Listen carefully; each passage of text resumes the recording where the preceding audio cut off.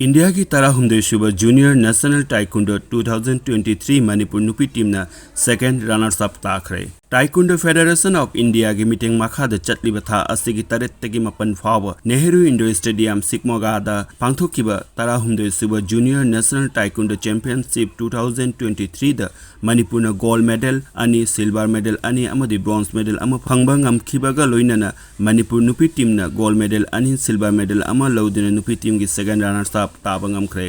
Championship असिगी क्यूरोगी Manipur की खारिमम चंचन देवी ने KG यांखई मापन की कांगलुप गोल्ड मेडल लोइनना केजी यांखई मंगा की कांगलुप सलाम चार्लिन देवी ने गोल्ड मेडल लोबंगमखी। नुपी की पुमसे टीम खारिमम चंचन देवी खाइरकपम जेनिता चनु अमदिन खाइरकपम कुइना चनु न सिल्वर मेडल लौखिबनी। चैंपियनशिप असिद नुपा मचा की क्यूरोगी केजी हुम्बो निपान की कांगलुप लैताम थेम रोहित सिंह हन सिल्वर मेडल फंखी। पुमसे की नुपा की team R K Leonardo Singh Sanamcha Nongthombam अमदि लाइसम रोहित सिंह ब्रोंज मेडल फंखरे।